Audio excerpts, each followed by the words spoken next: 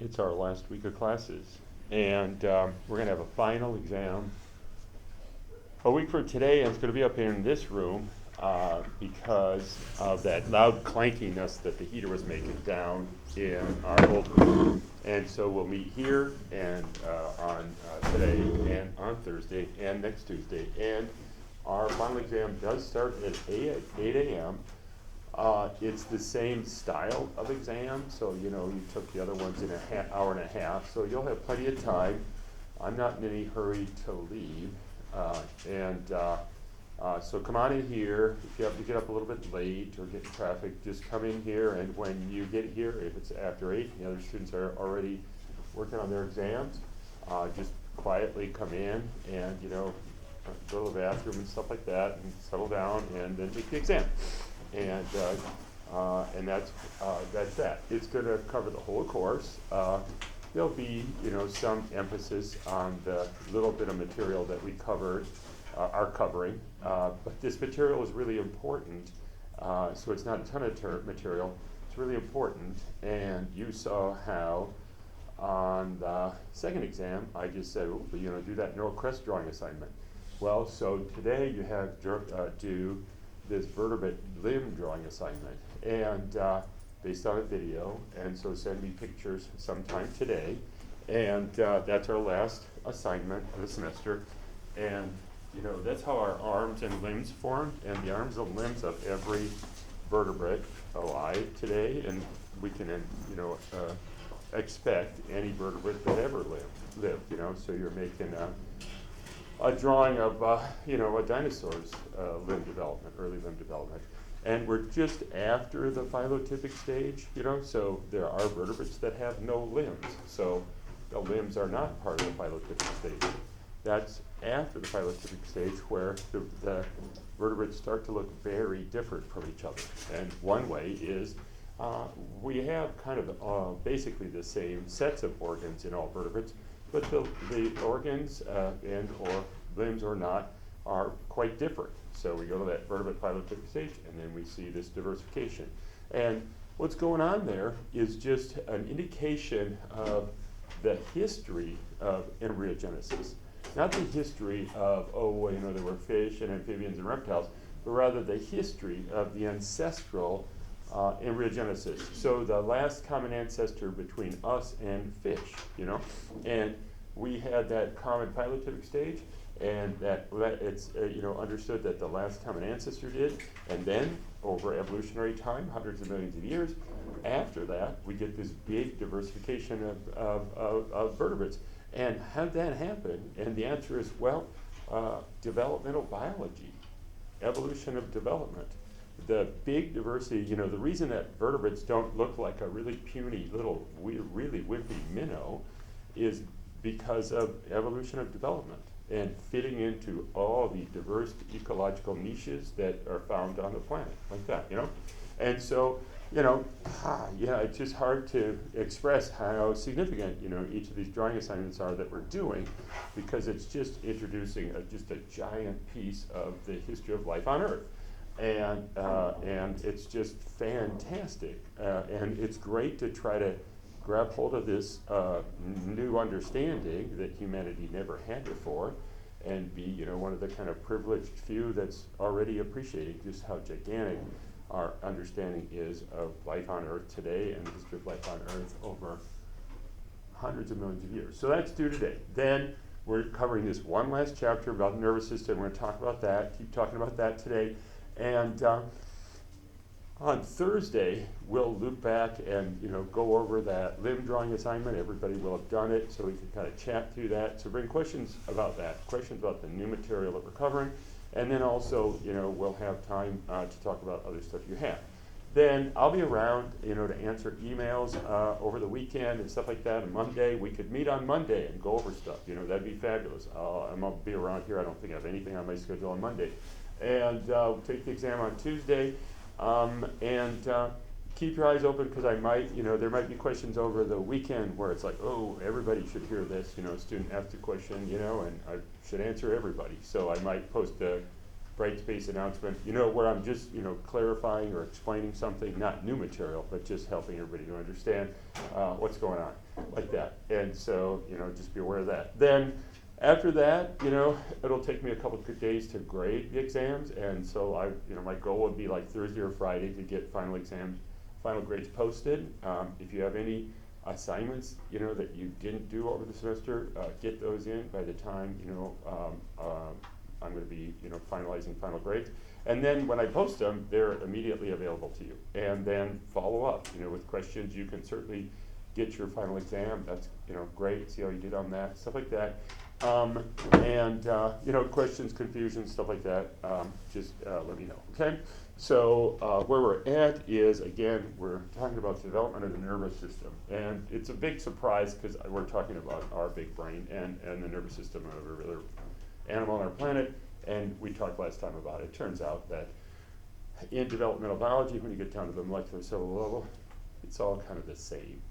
It's all kind of the same foundation, because we had a little worm-like ancestor, not even a worm, right? Because jellyfish have a nerve net. So just a little blob of a thing could, evolved a nerve net, just these neurons making these directional connections and communication to make some adjustments. Jellyfish can move and swim and have some sensation, of their environment, but just really minimal. And everything just gets built on that, because you don't start over from scratch. You're just like, okay, this is where we're at. We're going to try to make it, fit in and be of selective advantage. So that's where we're at on that. I should pause and just check in. Well, we're also going over the answer to key video, so make sure you look through that. And we're trying to learn. Even if you got all the answers correct, there would be better answers, because these are essay exam questions, and I'm like, yeah, I got to give you the full points, but I'd like you to say it somewhat differently and stuff like that. Okay. So last thing to mention about the final also is, remember, everybody's in the same boat, so when it's a long-winded answer and you're like, geez, how much do I remember about that? Well, everybody else in the class is like that too, so don't freak out too much, because I'm going to grade the exams based on all the answers. And remember too that I grade the questions, grade the exams across questions, so I don't know what your exam is, and so I'm looking and looking at it, I'm reading across the same answer. And if you're a person that instead of just jumping into answering the question and being like, yeah, I'm going to crush this, just pause and take a breath and try to back up and say, why did we talk about this? What's the point here? Like that, plant animal comparison. There was a reason for that, and that's because it's just the only chance on our planet to see how life evolved multicellularity more than once. So that's just really significant and fascinating, just for its own sake, but also for a lot of practical senses like that. So try to do that on the exam, try to explain, at the beginning or at the end of the question or in the middle, what's this about, and why would we care, like that. That's a really good thing, because then, I have to give you some respect for that, salute you a couple of points for that, and then if you're missing some detail, I'm like, oh, well, it's a pretty good answer, because you got the basic, that principle, really solid. And then that goes for the big principle or, smaller principles too, genomic equivalence, it's great to say, well, what, that happens in every cell on basically every animal, every cell in every plant on our planet, it's a huge thing. I teach, and say genomic equivalence is one of the top 10 stories of life on Earth, like that. So, be aware of that. And so, yeah, but do people have questions about anything at all? And then this is where we stopped for the first exam, vertebrate embryogenesis up until the phylotypic stage. So we started making a neural tube, and we're taking it past that. Okay, you have a neural tube, it's just cells in a tube. Those are all stem cells, and they're going to start divide, and some of them divide symmetrically, especially in like our anterior region, because we've got a great big brain, so we're going to expand that neural tube stem cell population hugely. But then eventually they start dividing asymmetrically, and so let's just talk about that. So the early steps in neurogenesis, and we'll get to that. they're going to proliferate. And so in the neural tube, we have these neural stem cells.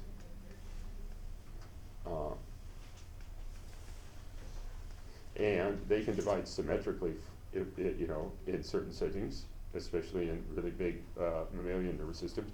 But then they'll start dividing asymmetrically. And that's the reason anybody ever says the word stem cell is because they have like a stem and there's a branch, and that branch is said to be self-renewing. We could just keep dividing those, boom, boom, boom, boom, boom, like that. And, famously in our brains, oh, you're not going to get any more brain cells, If you lose them, you lose them. Well, it turns out there are exceptions to that are being found in special regions of brains where this is maintained in some organisms, like some birds. When they're learning their bird song, actually have further proliferation. And then there's going to be these precursor cells. And they can divide some. We haven't really talked too much about that. They're on a pathway now to differentiate. And they're going to eventually become, whether they proliferate or not, they're eventually going to become just glia and neurons. And those are the only products of the neural tube stem cells. And the neurons we talked about, we have that little list of, well, they could become sensory neurons, interneurons, motor neurons, or neurosecretory cells. And maybe there's a little tiny exception of that on life on Earth, but yeah, I don't think so. So we're talking just foundational organization of the nervous system. And they're going to proliferate, and as they're proliferating, they're going to get their identity or their specificity. And we haven't talked about that. That's an early thing, and we'll get to it, later today. They know who they're supposed to be. And there's a little bit of flexibility, but mostly it's really hardwired then. So this little neural precursor knows what it's supposed to be, and so then it's going to do this pathfinding where the neuron cell body stays in place, and it sends out these processes, these outgrowths that each have a growth cone at the tip, like that. And so that's what we're talking about right now, and eventually they'll make those connections to their target. But they know where they're heading, and it's not the whole cell that's moving, it's just the growing tip. And they're moving just like the neural crest cell drawing. So it's a big, complicated thing that they're doing, and they're paying attention to direct contact, short-range cues like cell adhesion molecules on other cells, or components in the extracellular matrix. And that extracellular matrix is just super rich with detailed molecular signatures, pathways like that, all set up for them. And then they're also paying attention to these long-range cues, and long-range cues are just exactly what we learned about, where there's a source cell, and it's just sitting in place, and and of course it's a population of cells, but source cell, and it's releasing signaling factors. Some of them are ones we know, some of them are newer ones like that we haven't learned about. Most of them are incredibly ancient, and that means orthologs found, and then they're going to be binding to receptors on that growth cone, like that, okay? And eventually they'll find their targets, okay? So that's what we're talking about, and it's in this stage, and of course going on into this. And so you can see how this neurulation, well, that's the formation of the central nervous system organ. So it precedes the other internal organ development. And we're skipping reading that chapter, but we're doing that limb drawing assignment. Limbs in vertebrates that have them form then, and their development is often used as a model for internal organ development. As an example, how would you put together a kidney or a heart or a lung? We're pretty far into development, and the story really often involves two cells that are in different populations, in different locations, and they're coming together. And so, on Thursday when we talk a little bit about limb development, we'll try to go over a little bit of the organ development as well. So we're in the middle of this middle story. How do they find the way to their targets? It's called pathfinding. And it's part of the evolution of behavior and instinctive behavior. How do we put a brain together to perform in this way? And you got a dog that really loves getting in the water and going after stuff in the water, or a dog that loves sitting in your lap, right? Or a dog, you know, that does this or that, right? And so we talked a little bit about that, because what we're talking about, you know, really quickly in our course is just a fantastically huge chunk of biology. You know, I teach that developmental biology is literally a third of all of biology, right? So there are giant topics in here that we just get to mention. And that's for domestic animals like dogs and cats and so forth, but also all the wild animals that we see, like birds and stuff like that. And they're not doing those projects just because of the behavior often. They're doing it because of medical significance and stuff like that. But it's just fantastic to see all the modern biology stuff going on. So that's the kind of stuff we're talking about. And just again, this evolutionary tree just is old stuff. So these neurons and axons and dendrites and that pathfinding story evolved way back here. So cnidarians are those jellyfish. They have a nerve net. It's very simple. They don't really have a brain, any sort of organized center of the nerve net, but they have neurons with axons and glia and pathfinding to put it all together like that. And then these are some of the components, like these are some of the cell adhesion molecules that they're going to bind to, or some of the signaling factors for long-range vectors like that. So we're talking about that, and we said, oh, the people who really broke it open were these people that were studying invertebrate limbs, because in invertebrates, the peripheral nervous system, so the sense of touch and kinesthesia, those cells are said to be born peripherally, out in the limb. In our limbs, there are no neurons. Their neurons are all back up here, born centrally, and they stay central. So motor neurons sending axons out into the limb. The motor neurons are in our spines, brains. Then sensory neurons in our dorsal root ganglia, sending dendrites out into those limbs. So that's a big contrast between vertebrates and invertebrates that have limbs. And these are just individual isolated cells. So you can really study them. You can tag them, you look at their fate, you know, stuff like that, label them and stuff, and study the mutants and things like that. So the story is that they're pathfinding, and the first ones that do it are called pioneer neurons. And they're using the direct contact, and then they're also using these long-range cues.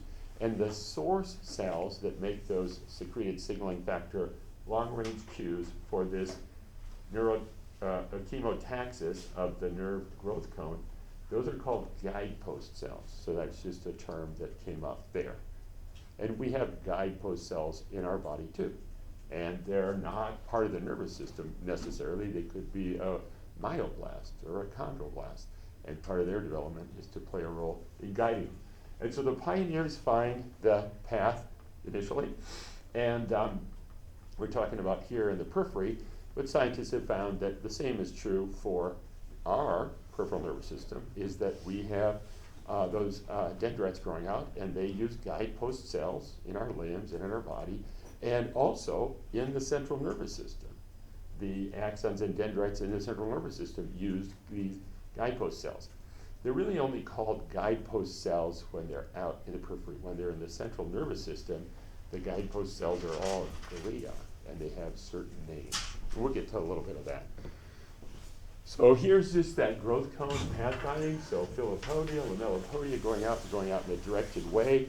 It could either be chemoattractant or chemorepellent, and it could either be direct contact or long-range cues. And that's the full story. And so here's a figure that I don't think is in our book anymore, and it's just the 4 options. So long-range cues, short-range cues, chemoattractant, chemorepellent. And we're just going to learn these names. One of them we already learned, cadherins. So cadherins are short-range chemoattractant factors for the growth cone. So see, it's making contact, cadherins. What do we know about that? That means they're making calcium-dependent cadherin to contact between that cell, and so it's a cell, not the extracellular matrix, and cadherins on the growth cone of the neuron. And these neuron cell bodies, they know what they're looking for. And there's information that comes into this cell when it makes contact. So you might remember that when cadherents bind, they make connections with the cytoskeleton. And when they do that, they're holding on to beta-catenin. When they let go, they send beta-catenin transcription factor to the nucleus. So there's that important concept of information. So cadherents are ones we know. And then here's a word that came up last week, and it's ephrins. And I could just write that out again. And ephrins would fit into that category of cell adhesion molecules. And it's a big family of ephrins in our bodies and other animals. And they're especially significant in this growth cone guidance. So we learned about integrins, cadherins, and cell adhesion molecules, right? Or CAMs rather, as cell adhesion molecules. Well, ephrins are part of that too. Ephrins are more kind of specialized, but they've been around forever. So they play a big role, and their most famous role is in this growth cone guidance, and they are contact repellent. So when the nerve growth cone makes contact with them, their cell adhesion molecules on target cells, direct contact, it turns away from them. So that's a nice little addition, right, to our cell adhesion molecule story. Oh yeah, cadherins, great. They're chemoattractant in general, in animals, in nerve growth cones. Then ephrins are chemorepellent. And ephrins have been around a really, really long time, like that. So good general terms. And then here are two new signaling factors. So there would be a source cell, and that's what's depicted here. A source cell releasing nectrins and semaphorin. And you can learn the word semaphorin, but we're going to learn a specific example of semaphorin at some point here today or Thursday, and it's called SLIT. And so it's a member of that semaphorin family, and I'd be happy if you learned either SLIT or semaphorins. You'll probably learn SLIT because the example we're going to talk about in fruit flies uses netrin as chemoattractant and SLIT as a chemorepellent in the same example. And so there are two source cells. And what we're going to learn is that the same source cell can make netrin, and it attracts the growth cone, and then it makes SLIT, and that repels. And so it's a little game the source cell is playing. It's like, come close to me, wait, don't come closer, like that, okay? Just foreshadowing it a little bit, you know that, probably know that our brains are in the left and right hemisphere, and there's a connection between them called the corpus callosum. The corpus callosum is just full of glial source cells making netrin and SLIT. And if growth cone has the SLIT receptor, it won't cross the midline. It will go down the spine, or make connections, within the left brain. But if it doesn't have the SLIT receptor, it just rolls across to make that connection between the left and right brain. So really, really famous architecture down at this cellular level. Great. So just those, we're not going to learn any more about those, but we got to be able to put those in.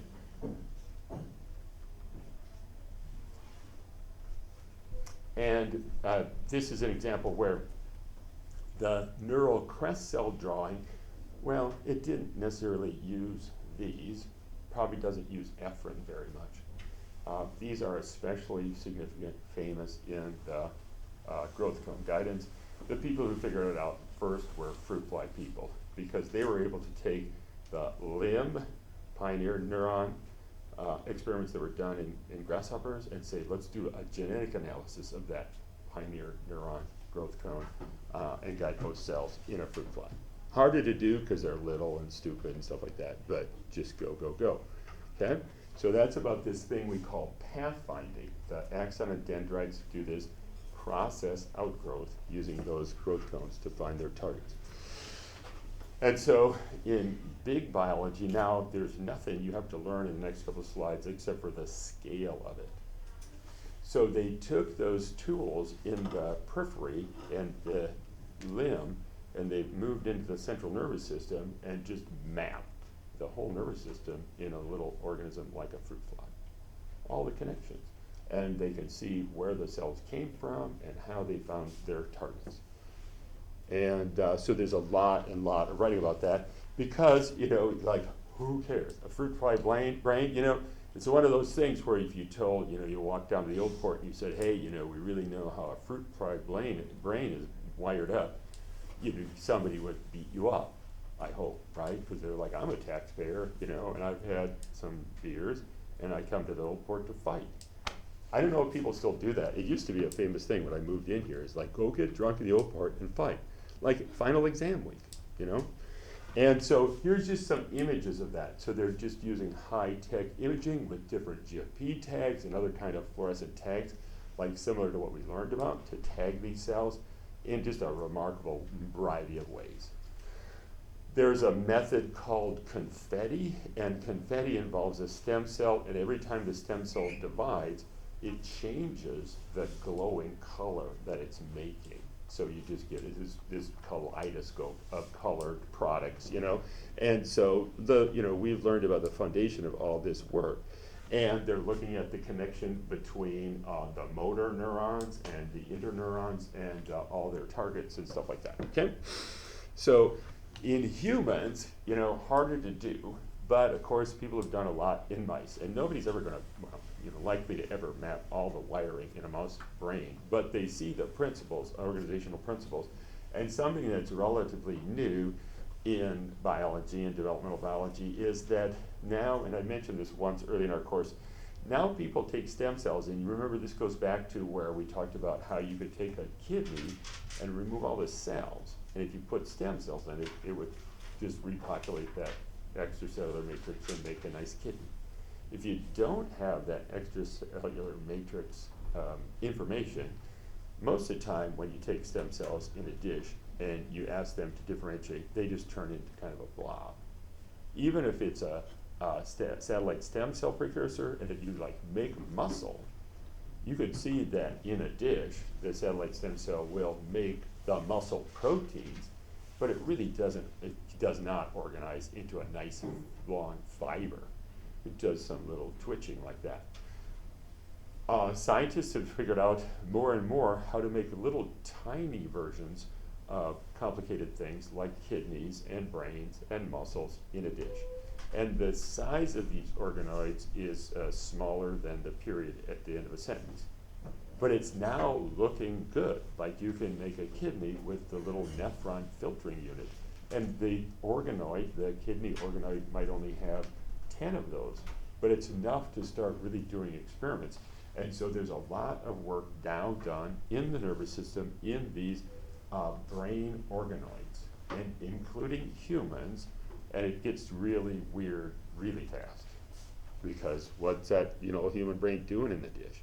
They're really, really little. And so just a little, a real view about that. Again, not stuff we're trying to learn for the exam, but just to expose you to that. So they'll do this now, where they'll take cells from a normal patient or a normal person. They can turn them into stem cells. They can make a brain organoid in a dish, and then they'll take cells from somebody that has a neurodegenerative state, something like that, and study that and make a comparison in a dish. And you couldn't ever really study those in the two people. But so far, it's ethical to say, we'll take some cells from you and we'll make a little tiny brain in a dish and see how it performs, see how the connections are made and stuff like that.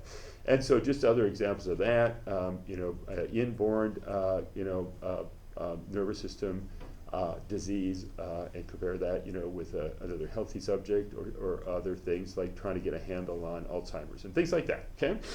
And so lots and lots of stuff going on, and we're just opening the door to all that.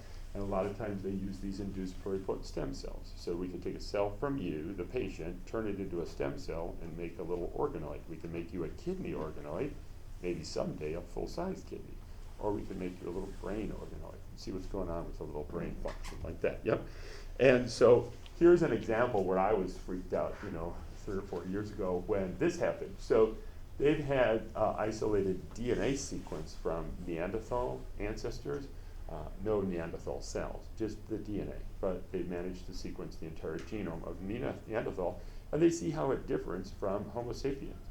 So they've taken some of those Neanderthal genes and used that thing that we learned about, which is that knock-in. So remember how you could replace a gene? You could knock it out, or you could knock it in. You could knock in a gene to make a humanized mouse with a more human liver, the way it metabolizes drug. Well, these people are knocking in Neanderthal genes into a human, induced pluripotent stem cells, and then making a human brain organoid and comparing a human brain organized with what you would call a Neanderthalized brain, like that, you know? So scary, I think. But also, the state of the field right now. So lots and lots of stuff like that. And so we're going to talk more about this pathfinding, and we're going to talk about it in the central nervous system. So that what they found, those principles in the peripheral nervous system and how the growth cones are doing all the connections. Scientists have managed to get into the much more complicated central nervous system and found the same principles. So I have an example of that, but we should come back to that. So we should kind of go through this and come back to that because it kind of needs a little bit of context. So we have some more to say about pathfinding, but it's just a good example where that netrin and slit are used inside the brain, first in an insect and then in every vertebrate brain. So this is very short synaptogenesis, and that's just making the final connection. And so here's an image of that. And so this is going to be a motor neuron, and motor neurons are always centrally born. And so this is growing out into the periphery of any animal, insect or invertebrate or vertebrate. And here it's coming, and it's trying to get to this muscle fiber, because it's going to be the neuron that says contract. So when you think about moving a muscle, it's a motor neuron that's in your central nervous system that's sending a signal out on its axon, and it's going to make a functional connection here we mentioned before called a synapse. And that growth cone is going to just turn into sort of a big ball because there's lots of stuff happening in it. The cell body and nucleus is way back here. There's a lot of communication. Remember we learned briefly for the neural crest cell migration? We learned about those molecular motors. And it seemed like sort of a dopey detail that I said, oh, this motor dynein brings things toward the nucleus along microtubules, and kinesin moves it away. And the reason that people learn that generally is because kinesin motors are bringing things out to this growth cone all the time. In our brains right now, they're bringing out more neurotransmitters because neurotransmitters get recycled a lot, but they just get refreshed. And so this synaptic bouton, it's called, and again, we don't need to learn the details of that, is making this connection. It's not touching the muscle, but it's making a synapse. And these are going to be neurotransmitters released to cause the muscle to contract. Before it makes that synapse, it's just coming up here and getting close.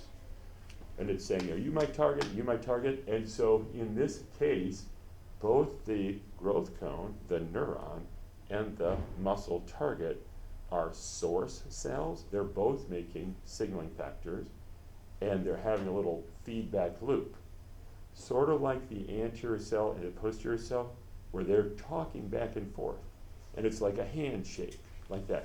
Or I like to call it similar to like when you see animals doing like a courtship mating ritual, right? Where the male does something and the female responds and does something, and they go back and forth, and it's a positive feedback loop, like yep, yep, yep, yep.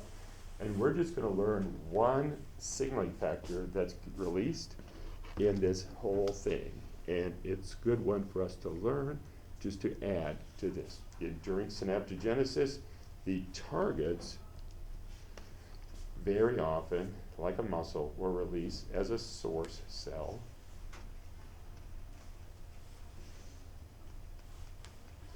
A source cell secreting a signaling factor called nerve growth factor, or NGF.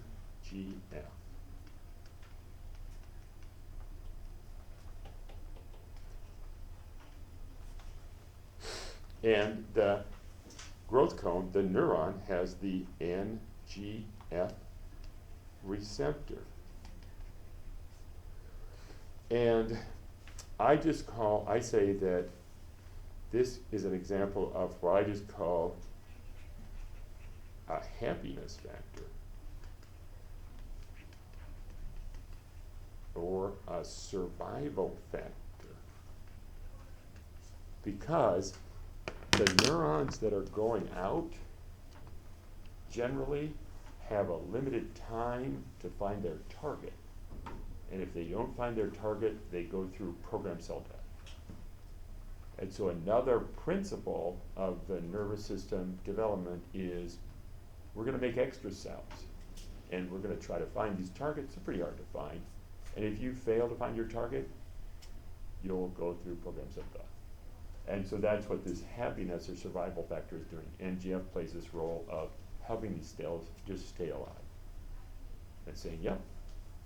And so that's a really good one to learn, because that programmed cell death is a huge part of the story of the development of a complicated nervous system. And so here's just a slide of that. And it's from one of the older editions, because this just shows the death in the central nervous system. And in us, they're in the fetus, at some stage of the fetus, there's just massive natural programmed cell death that occurs in our brain and spinal cord. Like 30% of the cells are going to die. And it's because they haven't met the proper target, or they got there late. Because when they do that muscle to growth cone connection, the first cell that makes it there is like, yeah, I got it, touchdown. And then, another growth cone shows up. Well, the muscle cell has decreased the amount of nerve growth factor it's making. In some cases, you want multiple neurons innervating a cell, but it's adjusted like that. So just a real simple idea about synaptogenesis is you're going toward your target, you find your target by that pathfinding, and when you get to that target, there's going to be communication there that the cell is going to, the neuron's going to receive a signal to stay alive. Just so you see this term once in college, I think. These happiness or survival factors are common in later in development, where they're just like, good, you're doing great. Earlier, it's more like, yeah, do this, do that. But later, it's like, yeah, great job. And the general, and it's an old school term, but it's still real, the general term for this happiness or survival factor is, it's called a trophic factor. And trophic just means kind of like, yep, good job. Yep. So NGF, just a fill in the blank for our final exam, survival factor in the neurons is NGF. Where do they get it? Their target they're going out to. And so that's all we want to say about synaptogenesis. Just that. But it is the finishing of the story. Side note is that in learning, when people are learning, there's changes in synaptogenesis. Part of the process of learning involves a kind of lifelong development of the nervous system. It's all put together, but it's still plastic and can adjust and remove some connections and some synapses and add some synapses. So strengthening, recalling, learning increases that synaptic connection. And it can be both physiological, just how often the neuron's firing like that, and it can also be just changes in the synapses and strengthening in the synapses and stuff like that. Okay? So that's that. So the middle story, pathfinding, the last story, final connection. Now we're just going to go back to that beginning, talking about proliferation, because the proliferation thing is a little bit hard not to explain, but just to kind of absorb. Because the proliferation thing is going to give it this specificity. And we've talked about specificity like it's going to be mesoderm or it's going to be muscle. This is every time the neuron stem cell divides, it's making a different precursor. And so I'll just draw that up here, and we'll talk about it because it's one of the really central features of nervous system development. So here's going to be that stem cell, and we can just call it a neuronal stem cell. There are a couple terms for those, but they're used differently in vertebrates and fruit flies, and so it's a little bit frustrating to learn those specific terms, but that's a great term. So it's a neuronal stem cell. It's just dividing asymmetrically. It's making these precursors, and what we're saying here is each precursor is different. So that's something new, right? When a satellite stem cell divides, it's just, you know, myoblast precursor, myoblast precursor, myoblast precursor. This is, as it's dividing, it's counting its divisions, and it's making a different one. So this would be an example of just the regular unequal cell division. One way for cells to become different. That's called that mosaic development, you know, back to our first exam for the final mosaic development. Just only one of two ways of cells becoming different. And so we see that that's that. Oh yeah, that's that satellite stem cells. These guys got to become different. Here we add on to just that regular mosaic development. We also add on this is regulative development. There's some communication that's happening to cause this change to occur from 1, 2, 3, 4. So yeah, it is mosaic development. You're making the stem cell again in a precursor, but the precursor keeps changing slightly. And it's either going to be a neuron or a glia, so that's one thing you can decide. But then, what neuron? Is it going to be a motor neuron, interneuron, interneuron, sensory neuron, neural secretory cell? And what's their target? So what kind of neuron and what's their target? And so that's this idea of specification. Yeah, sure, you're going to be a neuron. That's specification. You know, turn on neuron genes like that. But then, which neuron? And the pathfinding follows based on that specification. Okay? So this all got worked out in insects initially. And, you know, we're talking about now the central nervous system and making these plans of who's going to do what in the central nervous system. And we're looking down at a caterpillar because it first got worked out in fruit flies. And but you know, the fruit fly larva isn't that memorable to look at. And so, you know, here's a familiar caterpillar with its segments. And in an insect, the central nervous system is made up of a bunch of little brains.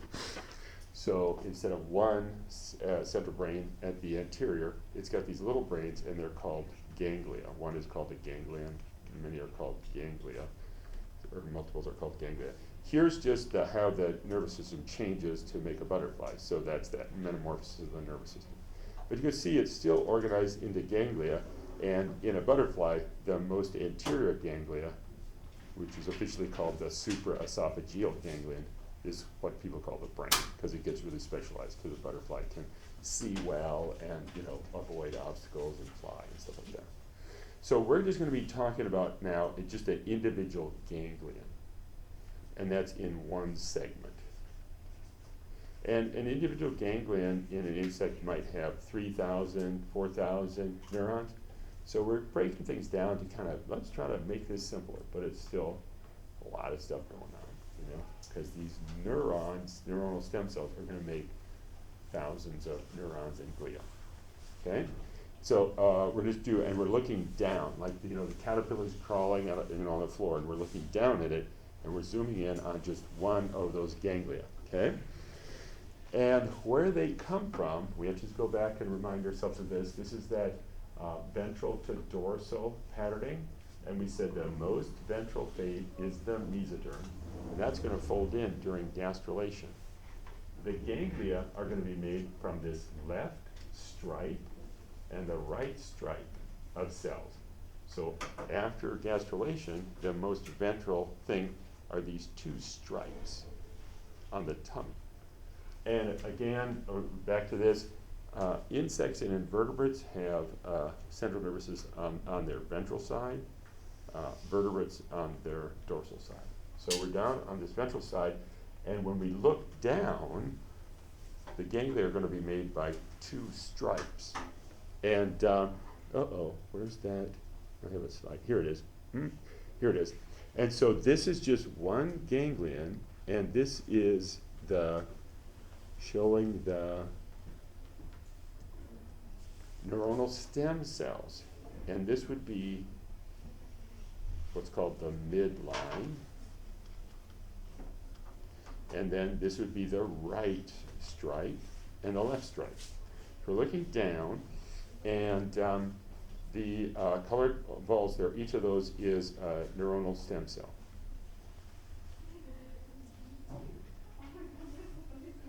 And the story is the same, or comparable, in our central nervous system also. You look down, and it's going to be left and right, and it's going to be these stripes of cells in the neural tube, and there's going to be these neuronal stem cells. It's laid out really easily and clearly in a fruit fly, and just to mention it, so this is the figure that I found online, and I just flipped it over to show that's the left and the right, so you can see this is all backwards there just because that's why that was that way. Okay, so we have a couple of real obvious landmarks. So one of them is the midline. And the cells along the midline that are going to be of significance are called midline glia. So those are those helper cells. They're part of the central nervous system, but they're not neurons. And they're going to be source cells in that neural growth cone guidance. And so it's going to be these midline glia that we're eventually going to see releasing that chemoattractant nectrin and the repulsive factor SLIT. So real significant, and you can see, that's, they're just, taking advantage of that midline. Remember, and the midline got formed because the muscle mesoderm precursors folded in during gastrulation. So you're bringing together these two kind of really different populations, and you're saying, let's put a little border up between you guys. We'll have some glia form, and they'll be landmarks, big deal landmarks. Those midline glia are what lead to the formation of the corpus callosum, the connection between our left brain and our right brain. The corpus callosum is the term, and it's just a bunch. It's just a multi-lane highway with a bunch of axons and dendrites crossing from one side to the other. And you can see that in a fruit fly, okay? So that's one of the landmarks, is the midline and the midline glia. And here's the other landmark, which is just crazy, and that is there are rows of these neuronal stem cells. And the position matters, and the position is anterior to posterior, and the position is established by the Hox genes. So remember in our second exam we talked about, we're going to set up the anterior-posterior axis. And so we're going to go through, ubiquitin maternal factors and those gap genes and then those pararule genes, and they're all leading down to, let's set up the Hox genes. And so we're setting up the Hox genes in this kind of detail. So this is just one ganglion, and within that ganglion, the Hox gene and their helpers set up this. And so these neuronal stem cells are famously named. They're different. Each one has a different name, and that's its official name. And the first part of its name is its row. So see, these neuronal stem cells are called 1, because they're in the first row, and 2, and 3, and 4, and 5, and 6, and 7. So that's the second story, is we got the midline, then we have the anterior-posterior axis, and we can take advantage of that. And then, remember that this is, it's curved, we have the kind of a curved early embryo, and so it's a little bit surprising, but when you go from the midline out to the left or right, you're actually starting to go more dorsal because of that early organization. And it's weird because, right, the mesoderm, the muscle precursors, they're the most ventral cells. They're going to fold in. Well, these become the most ventral, and who's the most ventral? Well, it's this column. So the second part of these neuronal stem cells names are the column number. So we have 1, 1, and 2, 1, 3, 1, 4, 1, 5, 1, 6, 1, 7, 1. And they're all getting a unique identification by either the anterior or posterior patterning or the dorsal ventral patterning. So SOG and DPP and dorsal are working down at this detail too, with lots of helpers to get just individual cells becoming different in these columns and rows. And so, you know, again, if you're asked to draw a ganglion, you would just draw, you know, a blob like this and say that's the left side, that's the right side. We've got a midline with midline glia producing secreting factors. And we have these rows and columns of all the neuronal stem cells. And in combination, they're going to divide a bunch. They're going to divide a bunch, and eventually, you know, we're going to get like about 3,000 cells. Some neurons, some glia, you know, interneurons, motor neurons, and so forth in here. So we're just going to take that picture, and we're just going to go out here and say, oh, we could just pick, here's the neuronal stem cell in just one of the ganglia that is 1, 1. And it's going to do this pattern of cell divisions where it's asymmetric and it's just self-renewing. So make it 1, 1 over and over again. It's making a precursor. And just to put a label on them, you know, it's like A, B, C. And each one of those is going to be a different thing. And like, we'll just make this up, but like C is scheduled to be a wing motor neuron that like lifts the wing up. And that's what we mean by proliferation and specification. We've seen that, you know, early in our course, earlier development, where we're just taking and making, you know, specification of big things like, oh, all the mesoderm, or oh, this, all the muscles. These are just very detailed choices of specification. You know, maybe that previous precursor, maybe that's going to be some glia, but a specific glia, you know, like that, and so on, like that. And so they go through these cell divisions, and these, yeah, and I should just add this, that sometimes the specification is like this, where this cell actually will divide a few times. So it might make a category of glia, you know, like a set of glia. So that's how we get, you know, about 3,000 cells, is those about 50 or so stem cells divide asymmetrically, and they're making these precursors, some of which are done dividing and differentiating into their specified cell, and others of which divide a few times and make, you know, a similar set of cells like that, okay? So that's just a look at that. And so back to this. And so that's what we've got to get out of that. Again, when you look down at that, we've zoomed in on the ganglion, and that's where those started, and we find we can label all of them based on different identities, based on different gene expression involving the genes in the anterior posterior axis and the dorsal ventral axis to get the identity, and then the cell is scheduled to just go through and make a set of precursor cells like that, okay? All right, so here's where we're gonna plug in an example. And the example we'll say, is in that fruit fly ganglion, just to think about it that way. But it's the same in every central nervous system.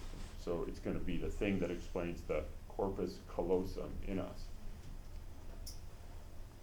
The way that neuron growth cones can cross the midline. Okay?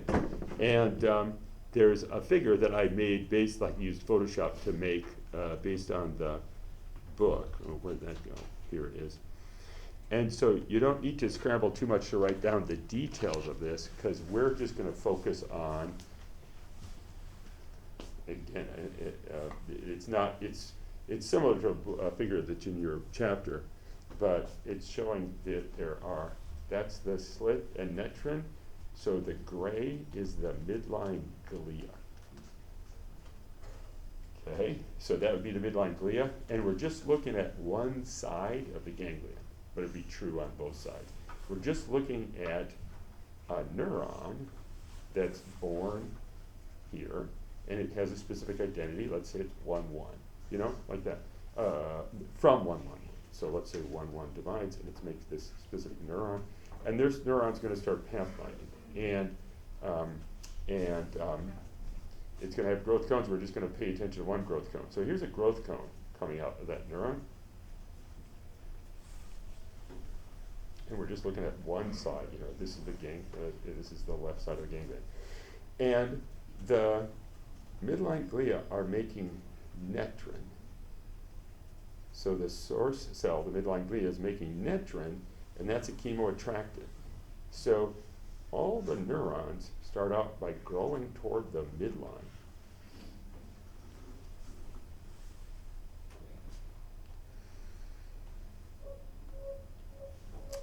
Then we have just 2 categories of neurons in the central nervous system at this beginning organization way. Some of them have, some have the slit receptor.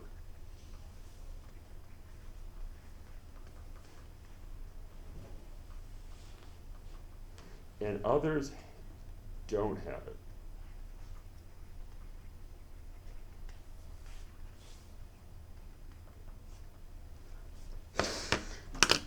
It turns out it's a little bit more complicated than that, but if we just got that much, that'd be great.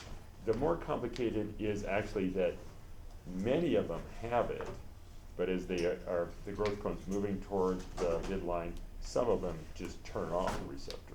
So we'll just say they don't have it. Are you referring to the neuron that Yeah. has it? Okay. Yeah. So here's that green neuron, and we're looking at that growth cone, and either has the slit receptor or doesn't. And yeah, maybe it has it and turned it off, but the bottom line, it either has it or doesn't. So as it gets close to the midline, if it has the receptor for slit, slit's a chemoreceptor. So even though it's chemoattracted, the netrin saying like, come on this way, the ones that have the slit receptor eventually stop and say, I don't want to go any closer. And they turn. So see that? It's just showing, here's a growth cone that's going toward the midline, and then it turns and does not cross the midline. And then over here, it's showing, here's one that is turning off the slit receptor, and it crosses the midline glia, crosses the midline, because it's not repelled by slit. Doesn't have the receptor. After they cross, then they activate the slit receptor. So here are the rules in our central nervous system. Is growth cones either cross the midline, and here's something that's true apparently for all animals on Earth, is they only cross it once. So after they've crossed, they'll turn on the slit receptor if they didn't have it, and they won't come back and cross again. So what are we saying? We're saying that this one, this neuron, has a target, and it's specified to have a target that's on the other side. So this would be our left brain neuron saying, I'm supposed to cross the midline through that corpus callosum and make my synaptic target connection on the right brain. And people talk about left brain thinkers, right brain thinkers. There is some specialization like that, and scientists know that a lot from people who, like back in the 1950s, 60s, maybe they still do it a little bit, but it's not a great idea, is they actually just cut that corpus callosum and split the brain separate, like that, for, I think it was kind of treatment for epilepsy. For us, the rule is you could cross the midline once or not cross it. So now we're just going to show a drawing of what happens, because that's just the simple rule. And there are other signaling factors at play, but wow, netrin and slit, great ones, because they're at play in the fruit flies and in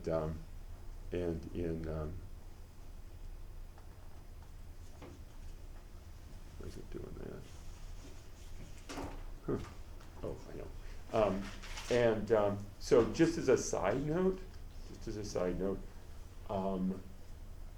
You know, fruit fly geneticists, they like to name mutants based on what the phenotype looks like. And when you see a slit mutant, everything grows toward the midline.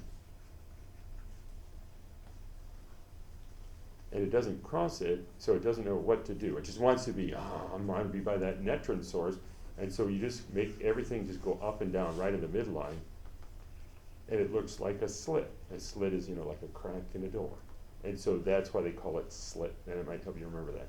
You need slit to repel from getting close to the midline. Okay? So there are some, just to start over on this, just to show you this, there are only two kinds of connections that are going to involve the midline. And one is this connection that can cross the midline, and those are called commissures. So that whole corpus callosum would be made up of these commissures. And you might call them commissural neurons that cross the midline, and they only cross it once. And we're talking about discoveries in fruit flies that appear to be true for every animal. Let me just show you this figure, because it's a memorable figure. So this is just showing commissural neurons growing toward the midline, going to cross the midline, and set up basically on those dorsal ventral signals and stuff like that. And here's just a nice example from, this is a mouse brain, and it's showing these processes, axons and dendrites, and it's showing how so many of them grow toward the midline and cross the midline. And then if you don't have netrin, they've lost their way. Loss of function netrin, they aren't attracted to the midline, they don't cross the midline. You know, there's a slit there, it's just not an attractive place. So we're talking about a massive way of organizing central nervous system. And it's just like, you know, New York City and Manhattan, where, you know, these are going to be the streets. And you're just setting it up, you know, up and down the nervous system. There's a place where things can cross like that, up and down the brain, and up, then the spine also is connected across like that. So that's one option. And then the other option would be to grow, let's make the midline here, so we have that landmark. So then the other option is that you grow toward the midline and then you turn like that.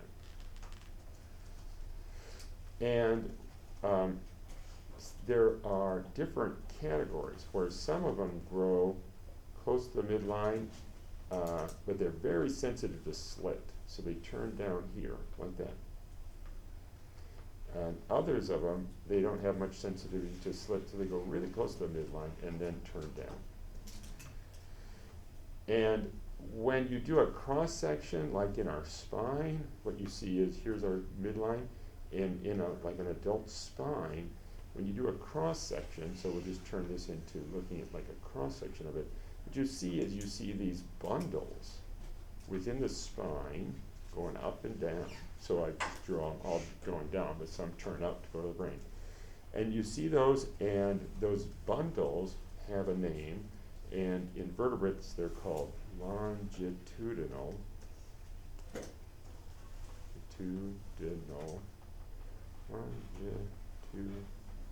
longitudinal tracts, T-R-A-C-T-S.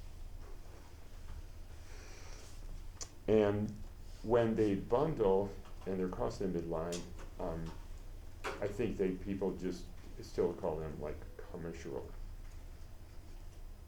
connections. And so the longitudinal tracts function a lot like the avenues. And we're just making a grid.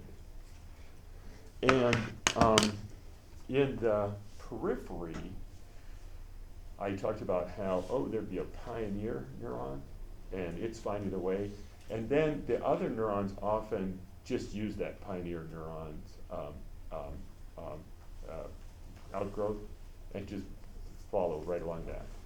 And as a result, in our legs and arms and body, we have a lot of what are called nerves, and nerves are just a whole bundle of those processes, axons and dendrites, and they're like, you know, a wire. If you cross it, cut across it, oh, it's got a whole bunch of little wires in it, and the little wires are thousands and thousands of axons or dendrites or mixed, make up a nerve. The inside of our central nervous system, brain and spine, is also composed of those kind of bundles, because we'll have some, they don't call them pioneer, I don't know if they call them pioneer neurons, but I don't think they do. But they'll go up and down the brain and spinal cord, and then others will pathfind along them. And so we'll get, that's what's happening in these longitudinal tracks, is it's not just one axon or dendrite, but it's thousands of them all bundled together, to such a degree that when you just do a cross-section of the spine, you're like, ooh, look at those circles of material, and it's just, you're cut through all those connections. And so that equivalent of nerves in the central nervous system would be longitudinal tracks and these commissural tracks across the left to right, like that. And that just creates this big grid like that. And that's just the foundational grid, keeping it pretty simple in a simple insect. Think of the insect, it's got the individual ganglia, right? So the individual ganglia would have, oh, I have some legs, you know, I have a pair of legs in my segment, and I'm gonna make the motor neurons to move those. And then the next segment back has a ganglion that says, oh, I have another pair of legs. And the next segment back, I have another pair of legs, right? And those have to coordinate, right? So you would have these commissural connections connecting the left and right legs going, let's get these legs going, you know, like that. And in a caterpillar, the legs go like this, you know, so let's move these legs. And then these longitudinal tracks are going to communicate between the ganglia and say, let's get the first legs going, and then the second, you know, you see how a caterpillar moves, and it goes kind of ka-chunk, ka-chunk, ka-chunk, like that. Then in an adult butterfly or moth, then those pairs of legs operate independently. So in the part of metamorphosis is you're going to change the nervous system in that ganglion to have more complicated interneurons saying, I'm going to move my left leg forward, then my right leg, you know, like that, and have them operate independently. And so scientists really had kind of a gold mine of opportunity in fruit flies with both the simple larval ganglia and the motor program behavior, the movement of muscles in that to map it out, and then a more complicated story in the fruit fly adult. Also not just legs, but wings, you know, so specialization of those ganglia a lot, right? So they just have lots to work with like that, okay? So that's that. We're doing great, because that's what we really want to talk about the, you know, the setting up the specificity. And so the specificity is set for those guys based on the cell division. So you see there being, I'm going to be a commissure, I'm going to be a longitudinal tract. That's based on the neuron that was formed from those stem cells. So the stem cell dividing, and it's dividing, and it says, I'm going to make a commissural neuron. It's going to cross, and its target is going to be an interneuron over an interneuron over the other side of the body that's going to help coordinate leg movement. Not going to be the muscle that moves it, but it's going to be the interneurons that coordinate the behavior like that. Yep. And yeah, so that's what we want to get out of this image. You know, kind of a complicated image, but the landmarks are, in this case, that midline, producing the midline glia source cells, producing the netrin and slit, chemoattractive netrin, chemorepellent slit, and then commissural processes and longitudinal tracts. Yep. So are the ganglia just like along the midline? Yes, they are. That's a good question, and we can talk a little bit about that. So let's go to that picture. So yes, in the insect, the ganglia are all along the midline. In some invertebrates, that what is initially a ventral nerve cord, they call it, that central nervous system, eventually those ganglia get scattered. Like in an octopus, they say, oh, it's got a brain in every leg. And I have no idea. You know, I suspect it starts out with the real simple early embryonic octopus that has midline glia, and that those things just get pushed around when the body forms. Because I never took a course in invertebrate zoology, but I know that like lobsters, octopus, snails, they'll have ganglia connected. So they have these mini brains. And they are not all just in a stripe down the middle in an adult crab or octopus and so forth. They get kind of scattered. I just suspect, but don't know, that they probably all start out, because it's just, we got to make a kind of early thing to set up a plan like that. And it's snowing, I just don't know. Yep. It's nice in an insect, to say, oh no, these guys are staying put. And in general, neurons stay put. So that's, a principle we mentioned, is that the cell body stays put. It's the processes, the growth cones coming out of the axon and dendrite that make these connections. But I don't think there's any examples of a neuron that's moving around, like at all. They could get pushed around, other stuff is developing and they get pushed off to here or there. Does it show a little bit of that idea here? No, but let's see. I'll show you something. Let me add one other thing in here, because this is the foundation, and then it just gets piled on. But there's something else we should mention. I have a slide of this here. So here's one of these neuronal stem cells. We don't use that term. It's used in fruit flies for that stem cell, but in vertebrates, a neuroblast is a different thing. But so here's that stem cell dividing asymmetrically, right? So that's the stem cell, the way I draw it, stem cell, cell-free neuron. And they're making a different color because it's changing, right? It's changing. So this is that precursor, also has a funny name, ganglion mother cell, like that. Sometimes they divide, sometimes they don't divide.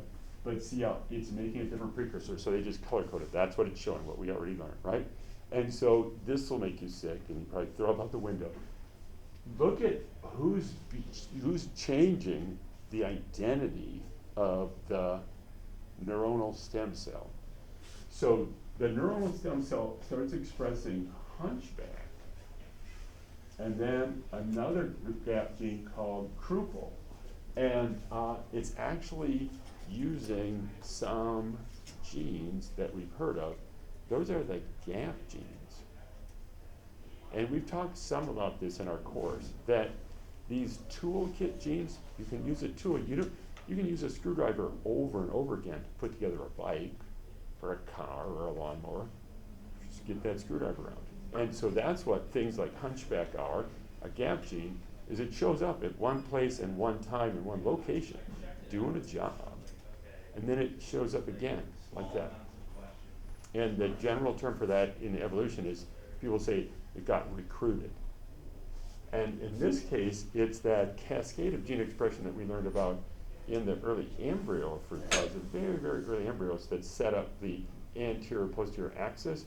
They're all transcription factors. They all turn on target genes. They're great tools, and they just turn on different target genes in different cell contexts. So just a very surprising thing when you say, how are those stem cells changing? And the answer is, they're changing gene expression. What genes? And some of them would be genes we've learned about, but learned about in a really different setting, like that, okay? And so that's that. All right, good. I think we got that covered. And I think that's pretty much what we want to say about the general neurobiology. So how are we doing for time? We're done. So on Thursday, we're going to loop back to that drawing assignment that you finished today, review that, fit it in with a couple more terms and stories about organ development. You don't need to look at that chapter. And then tie that in, because in your limb drawing, there are some neurons that are also, growing into the limb at this point. So we should be able to wrap it up and then bring like any kind of, here's something. Remember I said that old exam, that old first exam? I would look at that, because I'm going to look at that. How do I write questions for the final? Well, you saw those questions. Those are good questions, Dig some of those out. One student told me they're going to send me some questions for the final. Do it. Man, I was a student once. I loved that, I studied